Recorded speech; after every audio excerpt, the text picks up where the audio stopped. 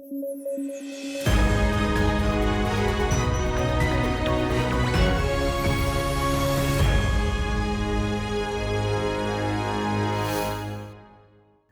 की पुलिस ने Pavel Durov को अरेस्ट कर लिया है। रूस में जन्मे पावेल दुरोव टेलीग्राम के संस्थापक और सीईओ हैं। फ्रेंच मीडिया के मुताबिक वे साल 2021 से फ्रांस के नागरिक हैं। 2014 में उन्होंने रूसी सरकार के दबाव में रूस छोड़ दिया था।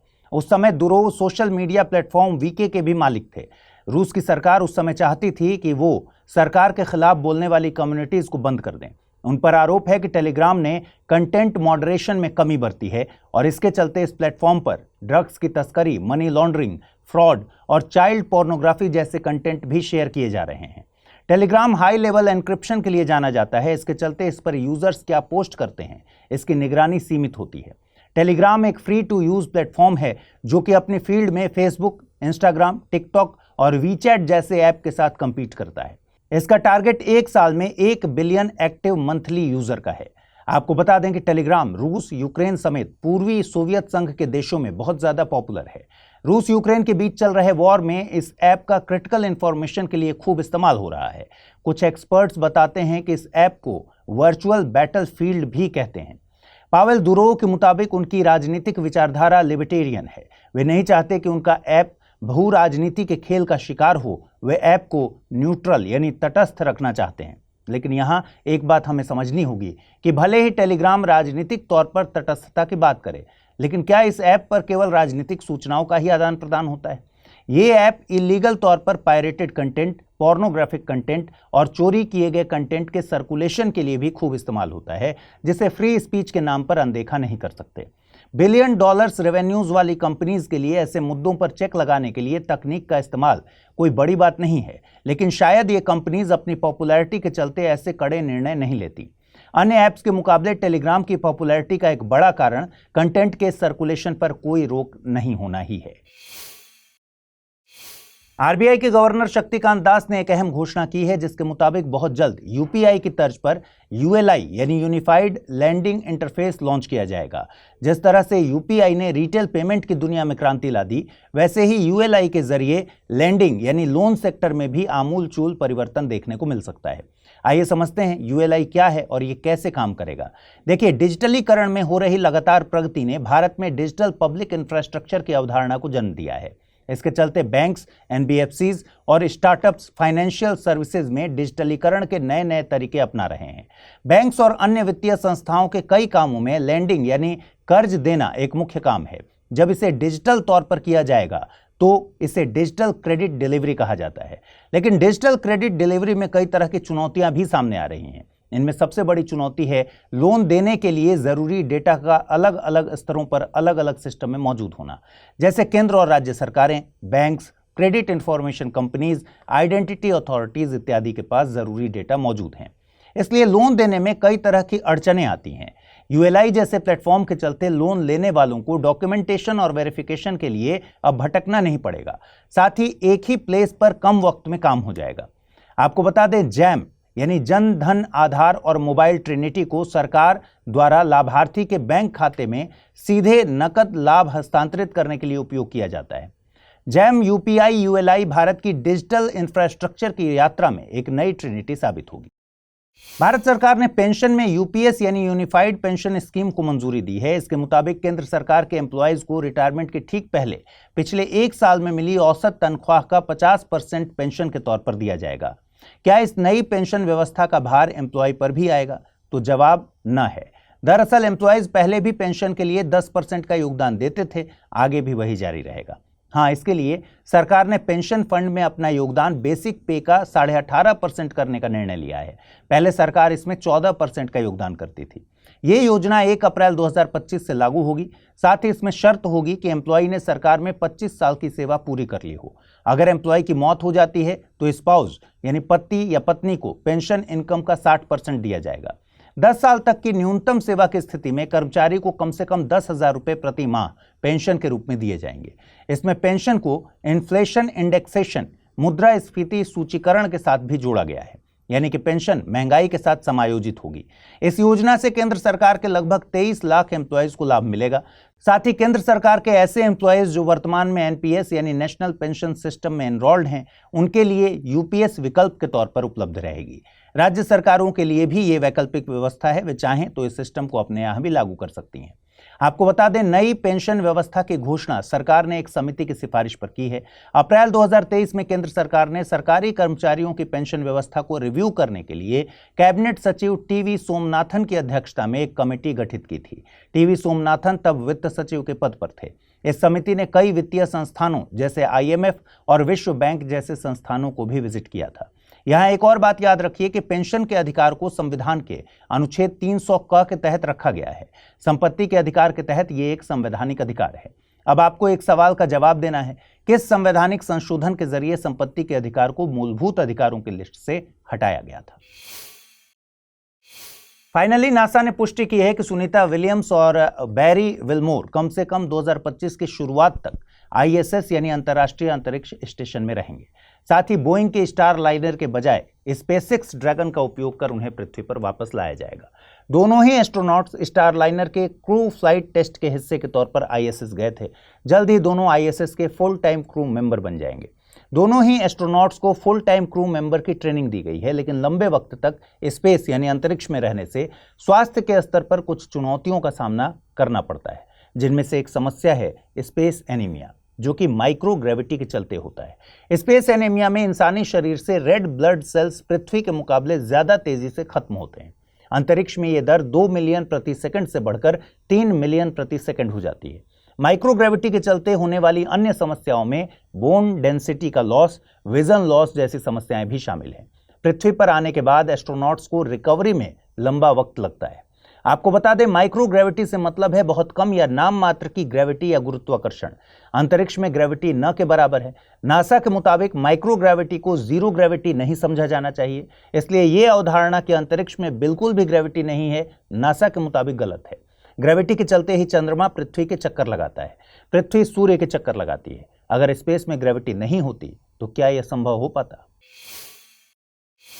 आइए देखें आज का टर्म ऑफ द डे। आज का टर्म ऑफ द डे है निष्काम कर्म। आपको याद आ गया होगा कि आज जन्माष्टमी है, यानी भगवान श्री कृष्ण का जन्म। आप सभी को श्री कृष्ण जन्माष्टमी की शुभकामनाएं। निष्काम कर्म को भगवान श्री कृष्ण ने ही भगवद गीता में समझाया है। मतलब होता है जब फल यानी परिणाम की चिंता किए बगैर किसी काम को किया जाए तो उसे निष्काम कर्म सिद्धांत मानते हैं। इसे और सटीकता से समझें तो जब किसी काम को निजी लाभ के मकसद से न कर इसलिए किया जाए कि वो काम सही है, उचित है। मौजूदा वक्त में निष्काम कर्म का सिद्धांत बहुत जरूरी है। देखिए, इंसान इच्छाओं का पुतला होता है। एक के बाद एक इच्छा उसके मन में घूमती रहती है और वो बिना जाने समझे उन इच्छाओं को पूरा करने के लिए निकल पड़ता है, और ऐसा करते हुए उसे मौत तक आ जाती है, पर उसकी इच्छाएं खत्म नहीं होती। पर इसी दुनिया में अगर कोई व्यक्ति निष्काम कर्म करते हुए यानी बिना फल की आशा रखे बिना जीता है तो वो इच्छाओं से मुक्त हो जाता है। निष्काम कर्म का अर्थ है कि अब व्यक्ति को जीवन में कुछ ऐसा ऊंचा लक्ष्य मिल गया है कि उसे अपनी इच्छाओं का ख्याल ही नहीं रहता। आइए अब जल्दी से देखें आज के बुलेटिन पर आधारित सवाल। पहला सवाल है, जास्कर, द्रास, शाम, नुब्रा और चांगथांग हाल ही में किस राज्य या संघ शासित प्रदेश के जिले घोषित किए गए हैं? जम्मू कश्मीर, लद्दाख, उत्तराखंड या फिर हिमाचल प्रदेश? अगला प्रश्न है, खबरों में रहे पावेल दुरोव का संबंध किस संस्था से है? एप्पल, मेटा, अल्फाबेट या फिर टेलीग्राम? आइए देखें पिछले बुलेटिन मैंने आपसे क्या सवाल पूछे थे, उनके सही जवाब क्या है। पहला प्रश्न था, निम्नलिखित देशों पर विचार कीजिए: बुल्गारिया, चेक Republic, Hungary, Latvia, Lithuania, Romania. उपर्युक्त में से कितने देशों की सीमाएं यूक्रेन की सीमा के साथ साझी होती हैं? केवल 2, केवल 3, केवल 4, केवल 5? सही जवाब है विकल्प ए, केवल 2। अगला प्रश्न था, मैडिएरा द्वीप किस देश से संबंधित है? यूएसए, चीन, पुर्तगाल या फिर यूके? सही जवाब है पुर्तगाल यानी विकल्प सी।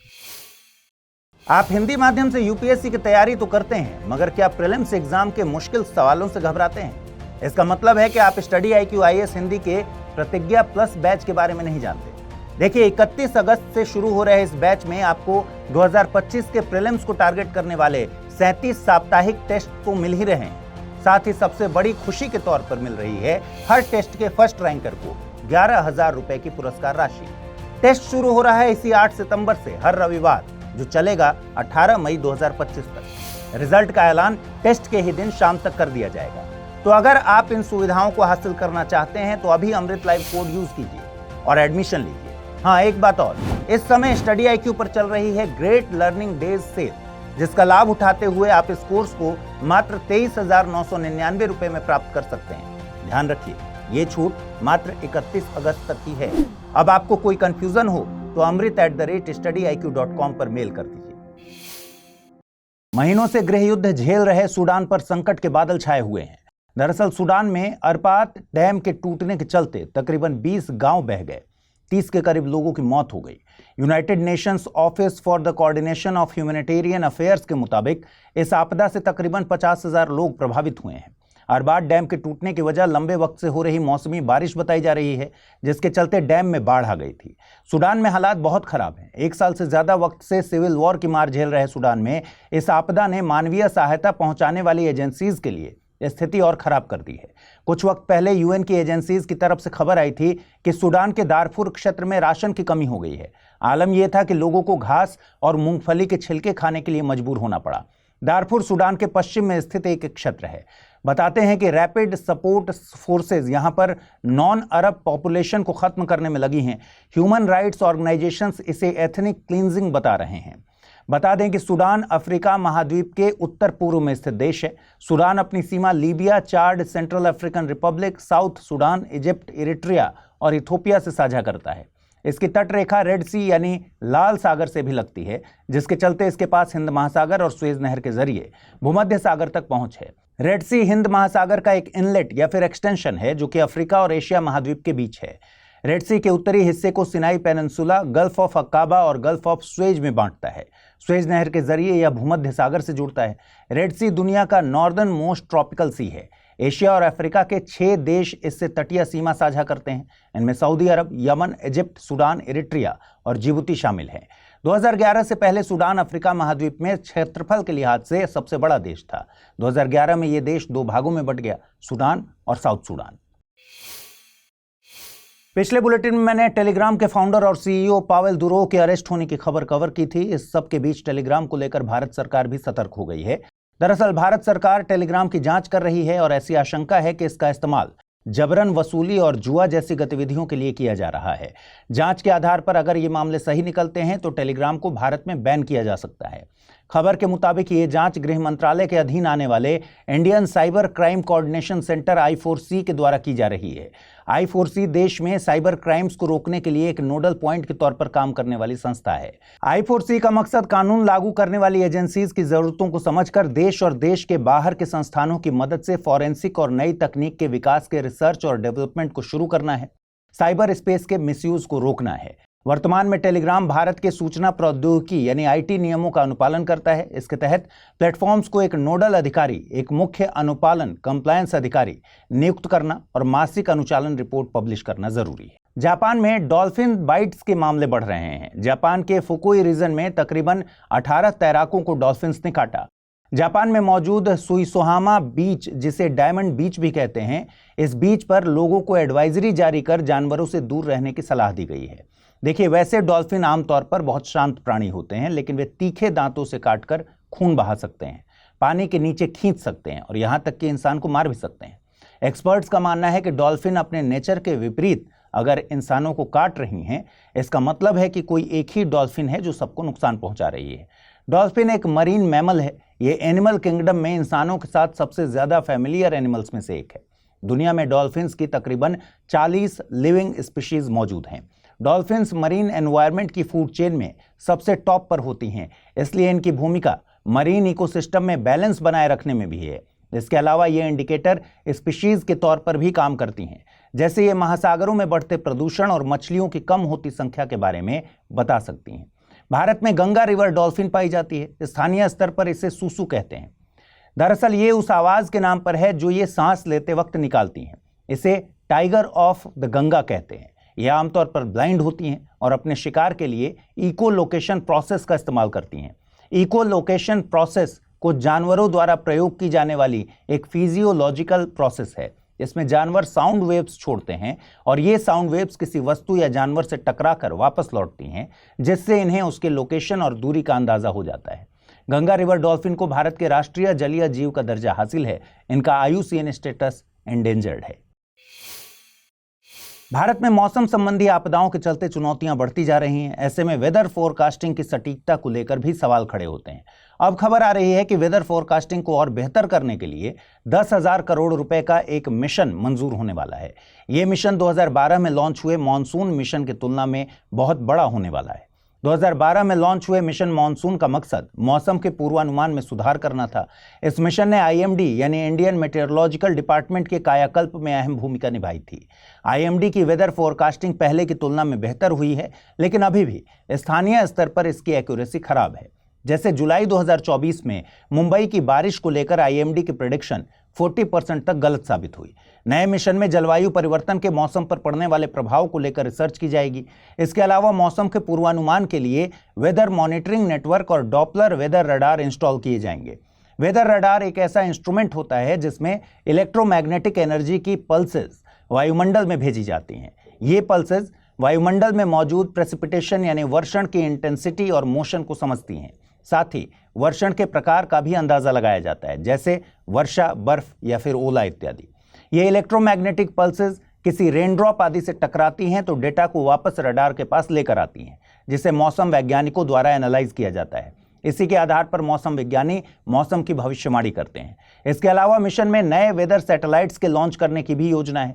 भारत में मौसम संबंधी ऑब्जर्वेशंस के लिए 3 डेडिकेटेड सैटेलाइट काम कर रहे हैं। इनमें इनसेट 3D, इनसेट 3DR और इनसेट 3DS शामिल हैं।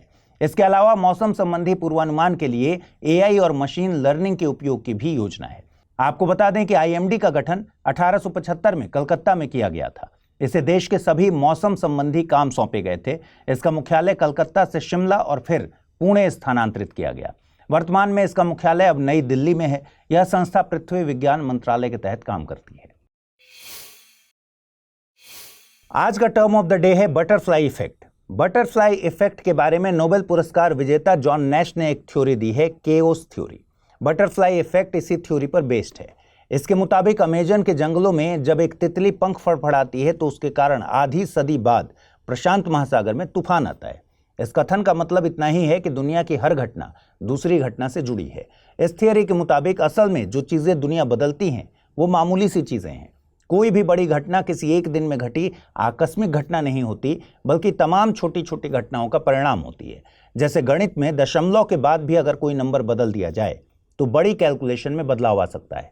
ऐसे ही अगर हाल की घटनाओं पर गौर करें तो बांग्लादेश में अभी जो स्थितियां बनी वो केवल एक आंदोलन के दमन से ही नहीं बनी है, बल्कि लंबे वक्त से चली आ रही सरकार की नीतियों के प्रति लोगों में पैदा हुआ गुस्सा था, जिसने एक बड़े तख्तापलट को अंजाम दिया। आप बताइए, अगर मैं आपसे पूछूं कि बटरफ्लाई इफेक्ट का एक उदाहरण दीजिए तो आप क्या बताएंगे? आइए देखें आज के बुलेटिन पर आधारित क्या प्रश्न बन सकते हैं। पहला सवाल है, खबरों में रहा अरबाद डैम किस देश से संबंधित है? सऊदी अरब, ईरान, सूडान या फिर पाकिस्तान? अगला प्रश्न है, निम्नलिखित कथनों पर विचार कीजिए। शानशान तूफान जापान से संबंधित है। रूमी 1 भारत का पहला हाइब्रिड रीयूजेबल रॉकेट है। उपर्युक्त में से सही कथन या कथनों को चुनना है। केवल एक, केवल दो, एक और दो दोनों, न तो एक न ही दो। आइए देखें पिछले बुलेटिन में मैंने आपसे क्या सवाल पूछे थे, उनके सही जवाब क्या हैं। पहला प्रश्न था, जास्कर, द्रास, शाम, नुब्रा और चांगथांग हाल ही में किस राज्य या संघ शासित प्रदेश के जिले घोषित किए गए हैं? जम्मू कश्मीर, लद्दाख, उत्तराखंड या फिर हिमाचल प्रदेश? और सही जवाब है विकल्प बी, लद्दाख। अगला प्रश्न था, खबरों में रहे पावेल दुरोव का संबंध किस संस्था से है? एप्पल, मेटा, अल्फाबेट या फिर टेलीग्राम? और सही जवाब है विकल्प डी, टेलीग्राम। आप हिंदी माध्यम से यूपीएससी की तैयारी तो करते हैं, मगर क्या प्रीलिम्स एग्जाम के मुश्किल सवालों से घबराते हैं? इसका मतलब है कि आप स्टडी IQ IAS हिंदी के प्रतिज्ञा प्लस बैच के बारे में नहीं जानते। देखिए, 31 अगस्त से शुरू हो रहे इस बैच में आपको 2025 के प्रीलिम्स को टारगेट करने वाले 37 साप्ताहिक टेस्ट तो मिल ही रहे हैं। साथ ही सबसे बड़ी खुशी के तौर पर मिल रही है हर टेस्ट के फर्स्ट रैंकर को 11,000 रुपए की पुरस्कार राशि। टेस्ट शुरू हो रहा है इसी 8 सितंबर से हर रविवार, जो चलेगा 18 मई 2025 तक। रिजल्ट का ऐलान टेस्ट के ही दिन शाम तक कर दिया जाएगा। तो अगर आप इन सुविधाओं को हासिल करना चाहते हैं तो अभी अमृत लाइव कोड यूज कीजिए और एडमिशन लीजिए। हाँ, एक बात और, इस समय स्टडी IQ पर चल रही है ग्रेट लर्निंग डेज सेल, जिसका लाभ उठाते हुए आप इस कोर्स को मात्र 23,999 रुपए में प्राप्त कर सकते हैं। ध्यान रखिए, ये छूट मात्र 31 अगस्त तक की है। अब आपको कोई कंफ्यूजन हो तो amrit@studyiq.com पर मेल कर दीजिए। आप ऑफिस का काम निपटाकर फ्री हुए ही थे कि बॉस का कॉल आ गया है और उन्हें आपके प्रोजेक्ट पर जरूरी बात करनी है। आपके प्लान्स धरे के धरे रह गए और अब आप बॉस के साथ फोन पर हैं। आपने ऑफिस से लीव ली है, कुछ वक्त मी टाइम बिताना चाहते हैं, लेकिन बॉस ने उसी वक्त एक ईमेल भेज दिया है और आपको उस पर रिस्पॉन्स करना है। अगर आप ऑस्ट्रेलिया में रहते हैं तो ये सब करने की जरूरत नहीं है। आप काम के घंटों के बाद बॉस को रिस्पॉन्स न करें तो इस पर कोई कार्रवाई नहीं हो सकती। दरअसल हाल ही में ऑस्ट्रेलिया में राइट टू डिस्कनेक्ट लागू हो गया है। अब ऑस्ट्रेलिया के वर्कर्स को काम के वक्त के बाद अपने एम्प्लॉयर के कॉल, ईमेल और मैसेजेस को नजरअंदाज करने का कानूनी अधिकार है। इसका मकसद लोगों के काम और निजी जीवन के बीच एक बैलेंस बनाना है। ऑस्ट्रेलिया समेत दुनिया भर में कोविड के दौरान वर्क फ्रॉम होम में निजी जीवन और काम के घंटों के बीच की लाइन खत्म हो गई है। तकनीक के विकास ने वर्क प्लेस और घर के अंतर को बहुत हद तक खत्म कर दिया है। ये कानून वर्कर्स के लिए सीमाएं तय करने का काम करता है, जिससे उन्हें अपने काम के घंटों के बाद वर्क से संबंधित कम्युनिकेशन में शामिल न होना पड़े। ऑस्ट्रेलिया में प्रधानमंत्री एंथनी एल्बनीज की सरकार का मानना है कि जिस तरह वर्कर्स को 24 घंटे का पेमेंट नहीं दिया जाता, उसी तरह उनसे 24 घंटे काम की उम्मीद नहीं की जानी चाहिए। यह ऑस्ट्रेलिया की सरकार के फेयर वर्क एक्ट का हिस्सा है। आपको बता दें कि ऑस्ट्रेलिया पहला देश नहीं है जिसने इस तरह का कानून लागू किया हो। फ्रांस, बेल्जियम, इटली, आयरलैंड और स्पेन समेत तकरीबन 20 देशों में ऐसे कानून लागू हैं। इस कानून में एम्प्लॉयर को वर्किंग आवर्स के बाद कॉल करने से नहीं रोका गया है। इसमें वर्कर्स को सहूलियत दी गई है कि अगर वे जवाब न दें तो उन पर कोई एक्शन नहीं हो सकता। सुप्रीम कोर्ट ने जमानत से जुड़े मामले में एक अहम फैसला दिया है। कोर्ट के मुताबिक bail is the rule and jail is an exception. इसका विधिक सिद्धांत PMLA यानी prevention of money laundering act जैसे मामलों में भी लागू होगा। कोर्ट ने इस मामले में एक बड़ी जरूरी बात साफ की है। देखिए, आपने सुना होगा कि PMLA एक्ट में जमानत मिलना मुश्किल होता है। ये बात PMLA की धारा 45 के चलते कही जाती है। धारा 45 के मुताबिक मनी लॉन्ड्रिंग केस में आरोपी को तभी जमानत दी जा सकती है जब वह दोहरी शर्तों को पूरा करे, यानी पहली नजर में यह दिख रहा हो कि आरोपी ने अपराध नहीं किया, और दूसरा यह कि जमानत के दौरान अपराध होने की आशंका भी न बची हो। कोर्ट का इस मामले में कहना है कि यह धारा केवल दोहरी शर्तों को पूरा करने के लिए कहती है। जमानत के लिए लागू लीगल प्रिंसिपल की मनाही इसमें नहीं है। कोर्ट ने माना कि एक्ट जमानत के इस सिद्धांत में कोई बदलाव नहीं कर रहा, केवल दोहरी शर्तों को पूरी करने की बात कही गई है। अगर व्यक्ति इन शर्तों को पूरा करता है तो उसे जमानत दी जानी चाहिए। देखिए, बेल यानी जमानत हमारे इंडियन लीगल सिस्टम का एक अहम पहलू है। इस व्यवस्था के चलते किसी अपराध में आरोपी व्यक्ति की व्यक्तिगत स्वतंत्रता को सुनिश्चित किया जाता है। जमानत से मतलब किसी आपराधिक मामले में आरोपी व्यक्ति को दी जाने वाली रिहाई है, जिसमें मुकदमा अभी कोर्ट में लंबित है और कोर्ट ने निर्णय नहीं दिया है। आइए जानते हैं जमानत की व्यवस्था भारतीय लीगल सिस्टम में क्यों शामिल की गई।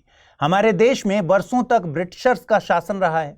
हमने वो दौर देखा है जहां हमें अपनी बेसिक आजादी के लिए लड़ाई लड़नी पड़ी है। इसलिए संविधान निर्माताओं ने अनुच्छेद 21 को फंडामेंटल राइट के तौर पर संविधान में शामिल किया था।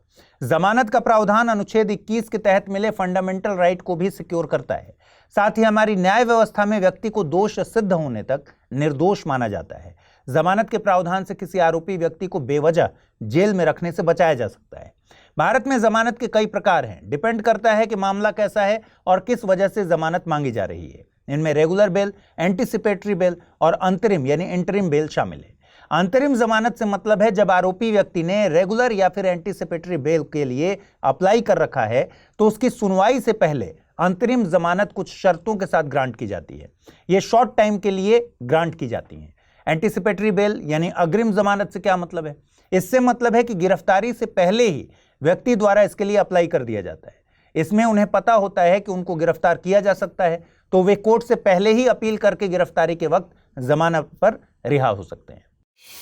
इधर उत्तराखंड से आ रही एक खबर वहां की टूरिज्म इंडस्ट्री के लिए बड़ी चुनौतियां ला सकती है। दरअसल उत्तराखंड स्थित ओम पर्वत से पहली बार बर्फ पूरी तरह गायब हो गई थी। इसके लिए विशेषज्ञों ने ऊपरी हिमालयी क्षेत्र में कम वर्षा, छिटपुट बर्फबारी, वाहन प्रदूषण में वृद्धि और ग्लोबल वार्मिंग को जिम्मेदार माना है। लोगों का मानना है कि अगर लंबे वक्त तक ओम पर्वत स्नोलेस रहा तो यहाँ के पर्यटन पर भी असर देखने को मिलेगा। हालांकि फिर ओम पर्वत पर बर्फबारी हो गई थी। ओम पर्वत व्यास वैली में 14,000 फीट की ऊंचाई पर स्थित है। यहाँ पर्वत के टॉप पर बर्फ हिंदी में ओम के आकार का पैटर्न बनाती है। इसीलिए इसे ओम पर्वत नाम दिया गया है। ये पर्वत भारत और नेपाल की सीमा पर स्थित है। साथ ही हिंदू और बौद्ध दोनों मान्यताओं में बहुत महत्वपूर्ण है। हिंदू मान्यता के मुताबिक ये ओम पर्वत कैलाश पर्वत का आध्यात्मिक भाई है। इसके अलावा बौद्ध परंपरा में इसे आध्यात्मिक जागृति के प्रतीक के रूप में देखा जाता है। आपको बता दें, उत्तराखंड को उत्तर प्रदेश से ही अलग करके 9 नवंबर 2000 को गठित किया गया था। ये अपनी सीमा हिमाचल प्रदेश, उत्तर प्रदेश, हरियाणा, नेपाल और तिब्बत से साझा करता है। उत्तराखंड देवभूमि के नाम से प्रसिद्ध है। यहाँ पर yoga capital of the world Rishikesh स्थित है। हिंदुओं की प्रसिद्ध 4 धाम यात्रा के यमुनोत्री, गंगोत्री, केदारनाथ और बद्रीनाथ यहीं पर हैं। भारत का पहला नेशनल पार्क जिम कॉर्बेट यहीं पर है। यूनियन कैबिनेट ने 12 इंडस्ट्रियल स्मार्ट सिटीज के गठन को मंजूरी दी है। 28,602 करोड़ रुपए के निवेश के साथ इस प्लान को national industrial corridor development programme यानी NICDP के तहत मंजूरी दी गई है। यह प्रोजेक्ट 10 राज्यों को कवर करता है। इसमें उत्तराखंड में खुरपिया, पंजाब में राजपुरा पटियाला, महाराष्ट्र में दीघी, केरल में पलक्कड़, यूपी में आगरा और प्रयागराज, बिहार में गया, तेलंगाना में जहीराबाद, आंध्र प्रदेश में ओरवाकल और कोपरथी और राजस्थान में जोधपुर पाली शामिल हैं। इस प्रोजेक्ट से देश के औद्योगिक परिदृश्य में चेंज आएगा। औद्योगिक केंद्रों और शहरों का एक मजबूत नेटवर्क तैयार होगा, जिससे आर्थिक विकास और वैश्विक प्रतिस्पर्धा को बढ़ावा मिलेगा। साथ ही ये कदम भारत के 2047 तक विकसित राष्ट्र के लक्ष्य को पूरा करने में भी मदद करेगा। इससे 10 लाख प्रत्यक्ष रोजगार और 30 लाख अप्रत्यक्ष रोजगार के सृजन की उम्मीद की जा रही है। सरकार का दावा है कि दुनिया भर से मैन्युफैक्चरिंग भारत की तरफ शिफ्ट हो रहा है, चाहे फिर वो इलेक्ट्रॉनिक्स मैन्युफैक्चरिंग हो, मोबाइल मैन्युफैक्चरिंग या फिर डिफेंस। सरकार की ये इंडस्ट्रियल स्मार्ट सिटीज इस शिफ्टिंग को भारत के फेवर में करने में अहम भूमिका निभाएंगी। NICDP भारत सरकार का अवसंरचना निर्माण के लिए एक महत्वाकांक्षी कार्यक्रम है और इसके जरिए भारत सरकार भारत में अवसंरचना के क्षेत्र में आने वाली हर चुनौती को दूर करना चाहती है। ये बड़ी इंडस्ट्रीज और MSMEs दोनों से निवेश को आसान बनाने के लिए काम करता है। इससे भारत के 2030 तक $2 ट्रिलियन के निर्यात के लक्ष्य को पूरा किया जा सकेगा। यह प्रोजेक्ट सरकार के PM गति शक्ति प्लान के साथ भी अलाइंड है, जो कि मल्टी मोडल कनेक्टिविटी के लिए भी काम करता है। यहां एक बात समझिए, NICDP के तहत सरकार इंडस्ट्रियल कॉरिडोर बना रही है, जहां पर मैन्युफैक्चरिंग यानी विनिर्माण होगा।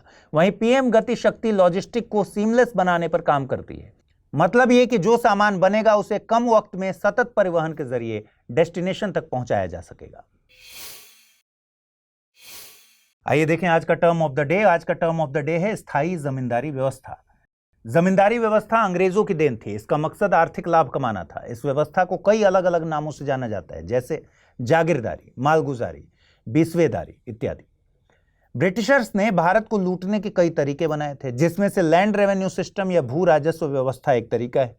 जमींदारी व्यवस्था इन्हीं का एक हिस्सा है। इसमें जमींदार को भूमि यानी जमीन का मालिक माना जाता था और जमींदार वो व्यक्ति है जो भूमि पर कर की वसूली करता है। भूमि का मालिक होने के नाते जमींदार भूमि से जुड़े निर्णय ले सकता था, लेकिन उसे सरकार को कर देना होता था। अगर वो कर नहीं दे पाया तो उसकी भूमि जब्त कर ली जाती थी। इसमें सरकार कर की दरें एक बार में ही निश्चित कर देती थी। मतलब यह कि जमींदार से सरकार किस दर पर कर वसूलेगी ये तय था, लेकिन जमींदार किसानों से किस दर पर कर वसूलेगा ये तय नहीं था। इसके चलते किसानों से वसूली की दरें बढ़ती जाती थी। कर न दे पाने की स्थिति में किसानों को भूमि से बेदखल कर दिया जाता था। यह व्यवस्था बंगाल, बिहार, उड़ीसा, यूपी के बनारस खंड और उत्तरी कर्नाटक में अपनाई गई। ब्रिटिश भारत की 19% भूमि पर यह व्यवस्था लागू थी। आइए देखें आज के बुलेटिन पर आधारित सवाल। पहला सवाल है, इंटरनेशनल क्रिकेट काउंसिल के चेयरमैन के लिए निम्नलिखित में से किसे नामित किया गया? अमित शाह, जय शाह, नीता अंबानी या फिर अंजू बॉबी जॉर्ज। अगला प्रश्न है, हाल ही में किस देश में राइट टू डिस्कनेक्ट लागू किया गया है? USA, चीन, भारत या फिर ऑस्ट्रेलिया।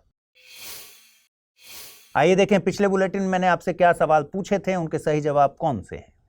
पहला सवाल था, खबरों में रहा अरबाज डैम किस देश से संबंधित है? सऊदी अरब, ईरान, सूडान या फिर पाकिस्तान। सही जवाब है विकल्प सी।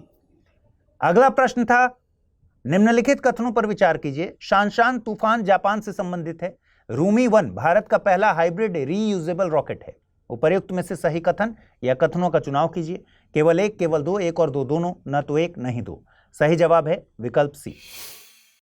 आप हिंदी माध्यम से UPSC की तैयारी तो करते हैं, मगर क्या प्रीलिम्स एग्जाम के मुश्किल सवालों से घबराते हैं? इसका मतलब है कि आप स्टडी IQ IAS हिंदी के प्रतिज्ञा प्लस बैच के बारे में नहीं जानते। देखिए 31 अगस्त से शुरू हो रहे इस बैच में आपको 2025 के प्रीलिम्स को टारगेट करने वाले 37 साप्ताहिक टेस्ट तो मिल ही रहे हैं। साथ ही सबसे बड़ी खुशी के तौर पर मिल रही है हर टेस्ट के फर्स्ट रैंकर को 11,000 रुपए की पुरस्कार राशि। टेस्ट शुरू हो रहा है इसी 8 सितंबर से हर रविवार, जो चलेगा 18 मई 2025 तक। रिजल्ट का ऐलान टेस्ट के ही दिन शाम तक कर दिया जाएगा। तो अगर आप इन सुविधाओं को हासिल करना चाहते हैं तो अभी अमृत लाइव कोड यूज कीजिए और एडमिशन लीजिए। हाँ, एक बात और, इस समय स्टडी IQ पर चल रही है ग्रेट लर्निंग डेज सेल, जिसका लाभ उठाते हुए आप इस कोर्स को मात्र 23,999 रुपए में प्राप्त कर सकते हैं। ध्यान रखिए, ये छूट मात्र 31 अगस्त तक की है। अब आपको कोई कंफ्यूजन हो तो amrit@studyiq.com पर मेल कर दीजिए। भारत में हर साल 29 अगस्त को राष्ट्रीय खेल दिवस मनाया जाता है। इस दिन को मनाने का मकसद जीवन में खेलों की महत्ता के बारे में जागरूकता बढ़ाना है। साथ ही ये दिन भारत के दिग्गज हॉकी खिलाड़ी मेजर ध्यानचंद की जयंती पर मनाया जाता है। 29 अगस्त 1905 को जन्म लेने वाले मेजर ध्यानचंद को द विजार्ड और मैजिशियन ऑफ द हॉकी के नाम से भी जाना जाता है। उन्होंने भारत को हॉकी ओलंपिक में 1928, 1932 और 1936 में 3 बार गोल्ड मेडल दिलवाया। भारत सरकार ने मेजर ध्यानचंद को ऑनर करने के मकसद से ही 2021 में राजीव गांधी खेल रत्न अवार्ड का नाम बदलकर मेजर ध्यानचंद खेल रत्न अवार्ड किया था। दरअसल देश के बेहतरीन खिलाड़ियों को सम्मानित करने के मकसद से सरकार राष्ट्रीय खेल पुरस्कार प्रदान करती है। ये अवार्ड्स 6 कैटेगरीज में दिए जाते हैं। इनमें major Dhyanchand Khel Ratna award, Arjun award, Dronacharya award, Maulana Abul Kalam Azad trophy, major Dhyanchand award और राष्ट्रीय खेल प्रोत्साहन पुरस्कार से सम्मानित किया जाता है। साल 2004 से इन पुरस्कारों के साथ Tenzing Norgay national adventure award को भी शामिल किया गया है। अब एक बात ध्यान रखिए कि मेजर ध्यानचंद खेल रत्न पुरस्कार और मेजर ध्यानचंद अवार्ड 2 अलग अलग कैटेगरीज हैं। 2021 तक खेल रत्न पुरस्कार पूर्व प्रधानमंत्री राजीव गांधी के नाम पर दिया जाता था। इस तरह अब मेजर ध्यानचंद के नाम पर 2 अवार्ड्स हैं, लेकिन कैटेगरी अलग अलग है। आइए समझते हैं इन अवार्ड्स की कैटेगरी को। खेल रत्न सम्मान की शुरुआत हुई थी 1991-92 में। यह अवार्ड खेलों में 4 साल और उससे ज्यादा बेहतरीन प्रदर्शन करने वाले खिलाड़ियों को दिया जाता है। इस अवार्ड से सम्मानित होने वाले पहले खिलाड़ी शतरंज के महान खिलाड़ी विश्वनाथन आनंद थे। पिस्टल शूटर अभिनव बिंद्रा इस अवार्ड को जीतने वाले सबसे युवा खिलाड़ी हैं। कर्णम मल्लेश्वरी इस अवार्ड को जीतने वाली पहली भारतीय महिला खिलाड़ी थी। 1961 में गठित अर्जुन अवार्ड 4 सालों तक लगातार बेहतरीन प्रदर्शन करने वाले खिलाड़ियों को दिया जाता है। पहला अर्जुन अवार्ड 1961 में 20 खिलाड़ियों को दिया गया, लेकिन सबसे पहले इसे फुटबॉल खिलाड़ी PK बैनर्जी को दिया गया था। हॉकी खिलाड़ी अन्ना लम्सडेन अर्जुन अवार्ड को पाने वाली पहली भारतीय महिला खिलाड़ी थी। वहीं द्रोणाचार्य अवार्ड 1985 से शुरू हुआ। यह स्पोर्ट्स कोचेज यानी खेल गुरुओं को दिया जाने वाला सबसे बड़ा अवार्ड है। Wrestling coach Bhalchandra Bhaskar Bhagwat, boxing mentor Om Prakash Bhardwaj और athletics coach Om Nambiar Dronacharya award से सम्मानित होने वाले पहले खेल गुरु थे। द्रोणाचार्य अवार्ड से सम्मानित होने वाली पहली महिला खेल गुरु रेणु कोहली थीं, जबकि मेजर ध्यानचंद अवार्ड एक लाइफ टाइम अचीवमेंट अवार्ड है। 2002 से ये अवार्ड खेलों में व्यक्तिगत क्षमता में दिए गए योगदान के लिए दिया जाता है। इस कैटेगरी में पहला award boxing player Shahuraj Birajdar, hockey खिलाड़ी अशोक दीवान और बास्केटबॉल प्लेयर अपर्णा घोष को दिया गया था। मौलाना अबुल कलाम आजाद ट्रॉफी बीते 1 साल में इंटर यूनिवर्सिटी टूर्नामेंट्स में बेहतर प्रदर्शन करने वाली यूनिवर्सिटी या संस्था को दी जाती है। 1956-57 में पहली माका ट्रॉफी बॉम्बे यूनिवर्सिटी को दी गई थी। राष्ट्रीय खेल प्रोत्साहन पुरस्कार निजी और सार्वजनिक संस्थाओं को बीते 3 सालों में खेलों को दिए जाने वाले प्रोत्साहन और विकास कार्यों के लिए दिया जाता है। भारत सरकार की फ्लैगशिप जन धन योजना ने 10 साल पूरे कर लिए हैं। वित्तीय समावेशन के मकसद से लॉन्च की गई इस योजना ने महिलाओं, युवाओं और वंचित तबके को गरिमापूर्ण जीवन देने में अहम भूमिका निभाई। 28 अगस्त 2014 को इस योजना को वित्तीय समावेशन के राष्ट्रीय मिशन के तौर पर लॉन्च किया गया था। पिछले 1 दशक में इस योजना के तहत 53.13 करोड़ जनधन अकाउंट लॉन्च किए गए। इनमें से 29.56 करोड़ अकाउंट महिलाओं के हैं। इस योजना का प्राथमिक मकसद था कि ऐसे लोग जो अनबैंक्ड हैं या जिनका कोई बैंक अकाउंट नहीं है, उनका एक बेसिक सेविंग अकाउंट ओपन किया जाए। इन अकाउंट्स में न्यूनतम बैलेंस मेंटेन करने की जरूरत भी नहीं होती, जबकि ब्याज रेगुलर अकाउंट की तरह ही मिलता है। जनधन अकाउंट होल्डर्स को रुपे डेबिट कार्ड्स दिए जाते हैं।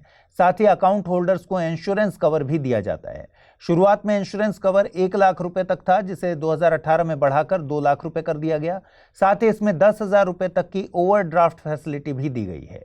मतलब है कि आपके अकाउंट में बैलेंस कम होने के बावजूद भी आप खाते से 10,000 रुपए तक निकाल सकते हैं। जन धन योजना के खातों में सबसे बड़ी हिस्सेदारी पब्लिक सेक्टर बैंक्स की है। इसके बाद आरआरबी यानी regional rural banks, private sector banks, फिर रूरल कोऑपरेटिव बैंक्स का नंबर आता है। वहीं राज्यों के स्तर पर खातों के खुलने की बात करें तो सबसे ज्यादा जनधन खाते यूपी में खोले गए। वजह हो सकती है जनसंख्या। दरअसल जनसंख्या के लिहाज से यूपी भारत का सबसे बड़ा राज्य है। वहीं सबसे कम खाते लक्षद्वीप में खोले गए। यूपीए सरकार ने भी अपने कार्यकाल में इस तरह की योजना लॉन्च की थी। उसका नाम था नो फ्रिल्स अकाउंट। इसमें उन लोगों के अकाउंट ओपन किए जाते थे जिनका पहले से अकाउंट नहीं है, लेकिन इस योजना को ज्यादा हाइप नहीं मिल पाई। यूपीए सरकार आलोचना में कहती है कि इस यूपीए की योजना को नाम बदलकर लॉन्च किया गया है। आइए अब बात करते हैं इस योजना के प्रभाव की। इस योजना ने देश की अर्थव्यवस्था और सामाजिक ताने बाने पर बड़ा असर डाला। पहला प्रभाव बैंकिंग अवसंरचना पर देखने को मिला। बड़ी संख्या में खोले गए अकाउंट्स के लिए बैंक्स की सर्विसेज की मांग में भी वृद्धि हुई, जिसके चलते कमर्शियल बैंक्स ने बैंकिंग अवसंरचना में निवेश किया। देश में 2013 के मुकाबले कमर्शियल बैंक्स की ब्रांचेज में 46% की वृद्धि हुई है। दूसरा प्रभाव लोगों तक सरकार द्वारा दिए जाने वाले लाभों की पहुंच है। इन खातों के जरिए डायरेक्ट बेनिफिट ट्रांसफर से लोगों के खाते में सीधा पैसा पहुंचा, जिसने भ्रष्टाचार पर लगाम कसने का काम किया। एक तीसरा प्रभाव लोगों तक डिजिटल पेमेंट्स के साधन की पहुंच सुनिश्चित हुई है। बिना बैंक अकाउंट के यूपीआई जैसे पेमेंट सिस्टम कैसे काम करते हैं। साथ ही बैंकिंग सिस्टम में महिलाओं की भागीदारी भी बढ़ी है। रिलायंस कंपनी की 47वीं एजीएम यानी एनुअल जनरल मीटिंग आयोजित हुई है और इस दौरान कंपनी ने इस साल भारत की पहली सोलर गीगा फैक्ट्री के निर्माण की बात कही है। सोलर गीगा फैक्ट्री में PV modules, solar cells, wafers, polysilicon और ग्लास का निर्माण एक सिंगल लोकेशन पर किया जाएगा। ये पीवी मॉड्यूल्स ही सनलाइट यानी सौर ऊर्जा को इलेक्ट्रिसिटी यानी विद्युत में बदलते हैं। हम जानते हैं कि सौर ऊर्जा एक नवीकरणीय ऊर्जा संसाधन है, लेकिन कई बार चिंता जाहिर की जाती है कि पीवी मॉड्यूल से प्रदूषण ना हो। तो आपको बता दें कि पीवी मॉड्यूल्स 25 साल से ज्यादा तक टिक जाते हैं। साथ ही इन्हें बनाने के लिए जिस मटेरियल का इस्तेमाल किया जा रहा है उसमें रिसाइकल मटेरियल की भूमिका बड़ी है। इसलिए सोलर पैनल्स का कार्बन फुटप्रिंट अन्य तकनीकों के मुकाबले कम है। सोलर पैनल्स आमतौर पर सिलिकॉन जैसे सेमीकंडक्टर मटेरियल से बने होते हैं। इन्हें एक मेटल पैनल फ्रेम में ग्लास सीलिंग के साथ इंस्टॉल किया जाता है। आपने अपने आसपास सोलर पैनल्स लगे देखे होंगे। एक बार उन्हें इमेजिन कीजिए या फिर स्क्रीन पर आ रही तस्वीर को देखिए। इन सोलर पैनल्स को धूप में रखा जाता है, जहां पर इन्हें मिलते हैं फोटॉन्स ऑफ सनलाइट, जिससे ये रिलीज करते हैं इलेक्ट्रॉन्स और इन इलेक्ट्रॉन्स से उत्पन्न होता है इलेक्ट्रिक चार्ज। ये photovoltaic charge electric current produce करता है, जो कि डीसी यानी डायरेक्ट करंट होता है। इसे ऑल्टरनेटिंग करंट यानी एसी में बदला जाता है। एसी ही वो करंट है जिसका इस्तेमाल घरों में किया जाता है।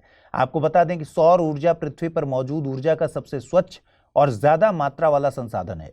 सौर ऊर्जा की जितनी मात्रा पृथ्वी पर 1 घंटे में पहुंचती है, उतनी मात्रा की जरूरत सभी मानवीय गतिविधियों के लिए 1 साल में होती है। भारत में साल भर में तकरीबन 300 दिन सनी डेज यानी खिली हुई धूप वाले होते हैं। हर दिन प्रति वर्ग किलोमीटर पर 4 से 7 किलोवाट प्रति घंटे सूर्यातप हासिल होता है। यदि इस ऊर्जा का एफिशिएंटली दोहन किया जाए तो भारत की ऊर्जा जरूरतों से आसानी से निपटा जा सकता है। साथ ही कार्बन उत्सर्जन की चिंता भी नहीं करनी होगी। सोशल मीडिया को टाइम वेस्ट बताने वाली बातें अब रद्दी होने वाली हैं। सोशल मीडिया इन्फ्लुएंसर्स को वैश्विक स्तर पर मिल रहे रिकॉग्निशन के अलावा अब पॉलिसी मेकर्स भी इनकी महत्ता समझ रहे हैं।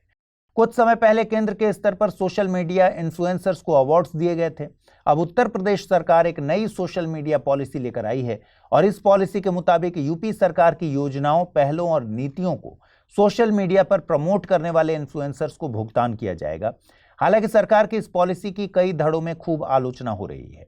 आलोचकों के मुताबिक सोशल मीडिया के इन्फ्लुएंस के बढ़ने के चलते सरकार पैसे देकर सोशल मीडिया की वेब को अपने फेवर में करना चाहती है। सोशल मीडिया पॉलिसी में इन्फ्लुएंसर्स को कैटेगराइज किया जाएगा। साथ ही एक्स यानी ट्विटर, फेसबुक, इंस्टा जैसे सोशल मीडिया प्लेटफॉर्म्स के लिए 5, 4, 3 और 2 लाख रुपए पेमेंट तय की गई है। वहीं यूट्यूब पर शॉर्ट्स और पॉडकास्ट जैसे वीडियोस के लिए 8, 7, 6 और 4 लाख रुपए तक की सीमा तय की गई है। यह पेमेंट सब्सक्राइबर्स बेस और वीडियो ड्यूरेशन के आधार पर की जाएगी। इस पॉलिसी में कुछ रेगुलेशंस, गाइडलाइंस भी जारी की गई हैं। इसके मुताबिक एंटी नेशनल कंटेंट को एक गंभीर अपराध माना गया है। इसके लिए 3 साल से लेकर आजीवन कारावास तक की सजा हो सकती है। अपमानजनक और अश्लील कंटेंट के लिए भी सजा का प्रावधान किया गया है। आइए देखते हैं आज का टर्म ऑफ द डे, और आज का टर्म ऑफ द डे है टेलरिज्म। ये साइंटिफिक मैनेजमेंट की एक थियरी है जिसे फ्रेडरिक डब्ल्यू टेलर ने दिया था। उन्हीं के नाम पर इस थियरी को टेलरिज्म कहते हैं। इसमें उत्पादकता बढ़ाने के लिए सबसे बेहतर उत्पादन की प्रोसेस में साइंटिफिक तरीकों का उपयोग करने पर जोर दिया जाता है। इसका मकसद था काम को बेहतर तरीके से और कम समय में किया जाए।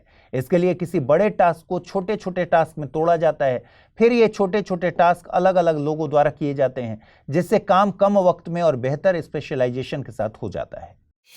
आइए जल्दी से देखें आज के बुलेटिन पर आधारित सवाल। पहला सवाल है, भारत में राष्ट्रीय खेल दिवस हर साल 29 अगस्त को मनाया जाता है। ये दिन भारत के किस खिलाड़ी की जयंती पर मनाया जाता है? मेजर ध्यानचंद, बलबीर सिंह सीनियर, बिशन सिंह बेदी या फिर सुखबीर सिंह गिल। अगला प्रश्न है, जन धन योजना किस मकसद से लॉन्च की गई थी? वित्तीय समावेशन, पंचायतों को फंडिंग मुहैया कराने से, साक्षरता में वृद्धि या फिर सामाजिक समानता। आइए देखें पिछले बुलेटिन में मैंने आपसे क्या सवाल पूछे थे, उनके सही जवाब क्या हैं। पहला सवाल था, इंटरनेशनल क्रिकेट काउंसिल के चेयरमैन के लिए निम्नलिखित में से किसे नामित किया गया? अमित शाह, जय शाह, नीता अंबानी या फिर अंजू बॉबी जॉर्ज, और सही जवाब है विकल्प बी, जय शाह। अगला प्रश्न है, हाल ही में किस देश में राइट टू डिस्कनेक्ट लागू किया गया है? यूएसए, चीन, भारत या फिर ऑस्ट्रेलिया, और सही जवाब है विकल्प डी, ऑस्ट्रेलिया।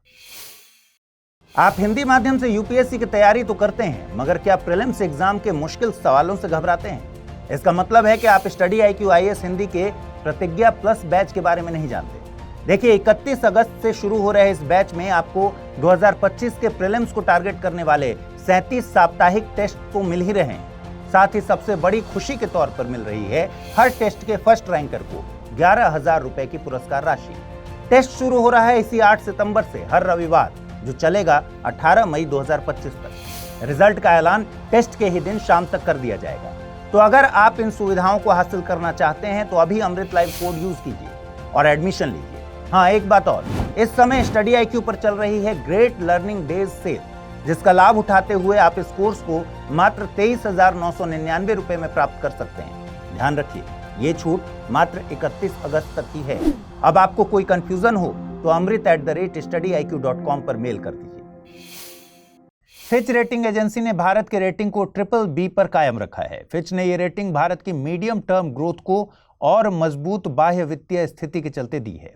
फिच ने अपनी रिपोर्ट में भारत के बारे में 2 बातें हाईलाइट की। इनमें पहली है, भारत में हुए आम चुनाव के रिजल्ट्स ने एक निरंतरता देखी है, लेकिन गठबंधन की सरकार के चलते सुधारों की प्रक्रिया बाधित हुई है।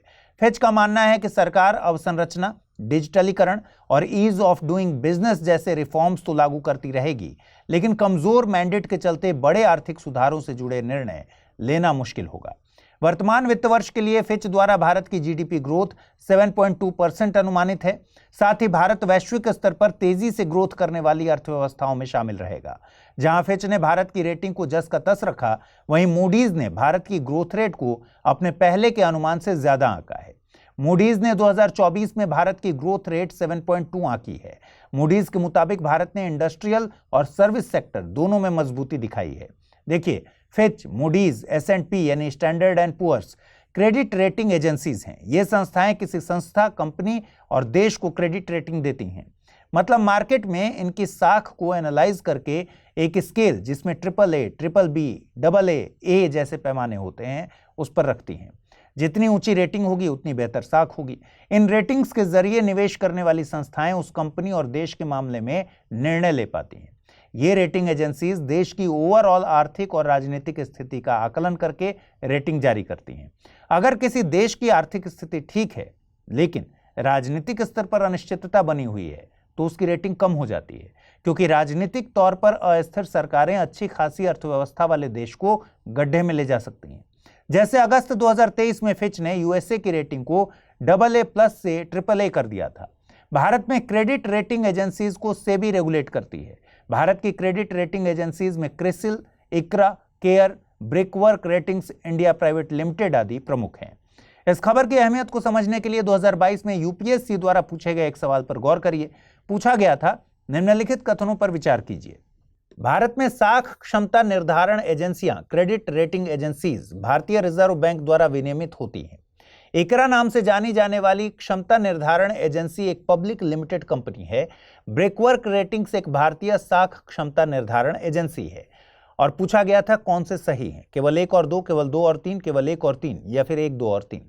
इस सवाल का सही जवाब है विकल्प बी, क्योंकि भारत में क्रेडिट रेटिंग एजेंसीज के रेगुलेशन का काम सेबी करती है, न कि आरबीआई। केवल इस जानकारी से हम पहला स्टेटमेंट गलत करेंगे और सही आंसर बी मिल जाएगा। प्रधानमंत्री नरेंद्र मोदी ने आज भारत के मैरीटाइम मार्वल यानी सामुद्रिक चमत्कार कहे जाने वाले वधावन पोर्ट की नींव रखी। महाराष्ट्र के पालघर में स्थित इस पोर्ट की लागत 76,000 करोड़ के करीब आंकी गई है। देखिए, इस पोर्ट के विकास का काम कई दशकों से अटका पड़ा है, लेकिन इसी साल जून में कैबिनेट ने इसके लिए मंजूरी दी और आज फाइनली प्रधानमंत्री ने फाउंडेशन स्टोन रखा है। दरअसल इस पोर्ट को लेकर कुछ चैलेंजेस हैं। यूनियन कैबिनेट के मुताबिक 17,471 हेक्टेयर जमीन पर इसका विकास होगा, लेकिन लोकल लोगों का कहना है कि इससे पालघर के आसपास के कई गांव प्रभावित होंगे। आजीविका के संकट की भी चिंता है और इकोलॉजी भी प्रभावित होगी।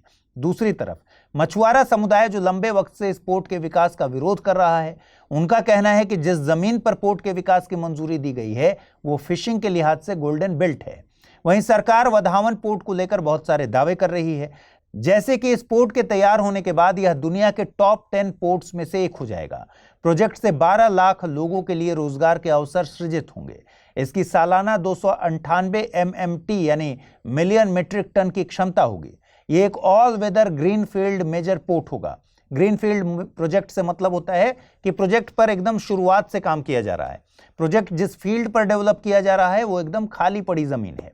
आमतौर पर कंपनीज ग्रीनफील्ड प्रोजेक्ट्स का चुनाव इसलिए भी करती हैं क्योंकि इन पर डिजाइन की फ्लेक्सिबिलिटी रहती है। खबर के मुताबिक ये पोर्ट साल 2030 तक ऑपरेशनल हो जाएगा और इसके ऑपरेशनल होने से भारत की मैरीटाइम कनेक्टिविटी बढ़ेगी, साथ ही ग्लोबल ट्रेड हब के तौर पर भारत की स्थिति मजबूत होगी। ये पोर्ट सतत विकास की प्रैक्टिसेस को अपनाएगा जिससे पर्यावरण को कम से कम नुकसान हो। मिनिस्ट्री ऑफ शिपिंग के मुताबिक देश में वर्तमान में कुल 12 मेजर पोर्ट्स और लगभग 200 के करीब माइनर पोर्ट्स मौजूद हैं। मेजर पोर्ट्स का administrative control ministry of shipping के पास है, वहीं माइनर पोर्ट्स की देखरेख राज्यों के मैरीटाइम बोर्ड के पास है। यहां पर राज्य से मतलब है कि जिस राज्य के क्षेत्र में यह पोर्ट स्थित है। मेजर पोर्ट्स को मेजर पोर्ट ट्रस्ट्स एक्ट 1963 के जरिए और माइनर पोर्ट्स को IPA एक्ट 1908 के जरिए शासित किया जाता है। विकसित होने के बाद वधावन पोर्ट 13वां मेजर पोर्ट होगा। I think the era of uninterrupted dialogue with Pakistan is over। ये स्टेटमेंट भारत के विदेश मंत्री एस जयशंकर ने जारी किया है। मतलब है कि पाकिस्तान के साथ डायलॉग या वार्ता का वक्त अब खत्म हो चुका है। दरअसल मौका था डिप्लोमेट राजीव सीकरी की किताब लॉन्चिंग का। राजीव सीकरी ने strategic conundrums reshaping India's foreign policy नाम से एक किताब लिखी है और इसकी लॉन्चिंग के वक्त विदेश मंत्री भारत और पाकिस्तान के संबंधों पर बात कर रहे थे।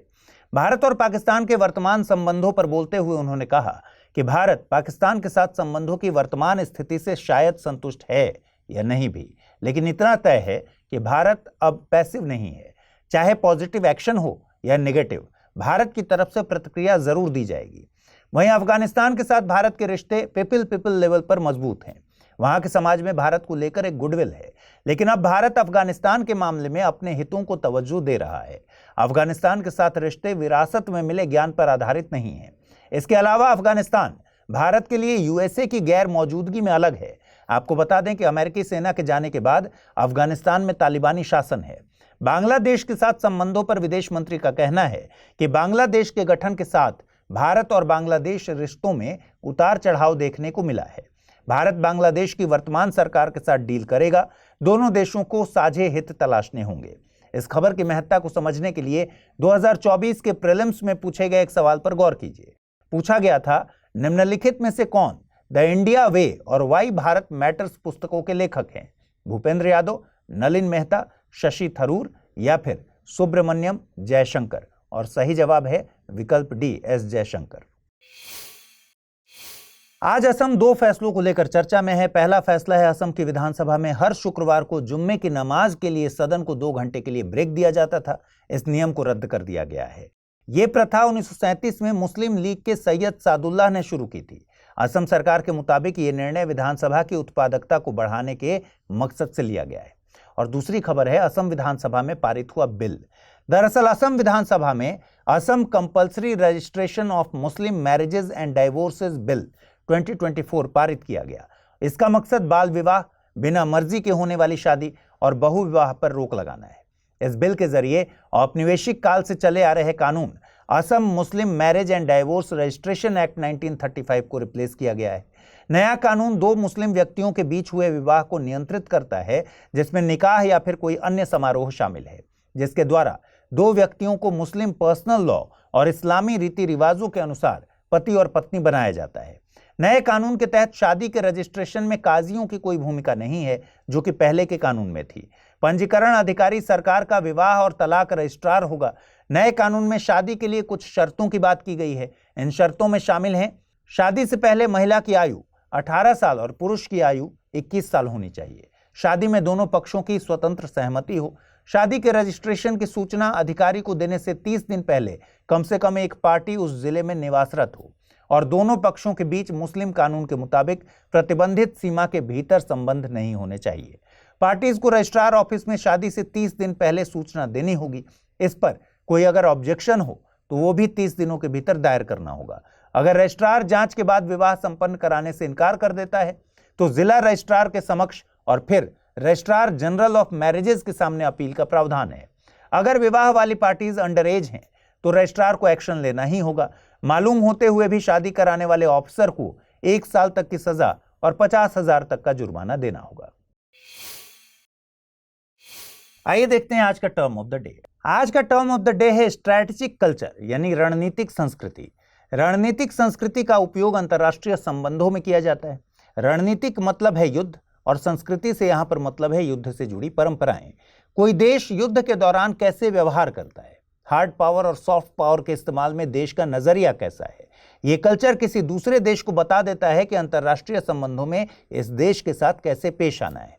देशों के स्ट्रैटेजिक कल्चर पर उनके इतिहास का भी असर होता है। जैसे भारत के मामले में नो फर्स्ट यूज भारत की रणनीति का हिस्सा है। आइए अब जल्दी से देखते हैं बुलेटिन पर आधारित क्या प्रश्न बन सकते हैं। पहला प्रश्न है, स्वस्थ शहर परियोजना किस संस्था द्वारा शुरू की गई है?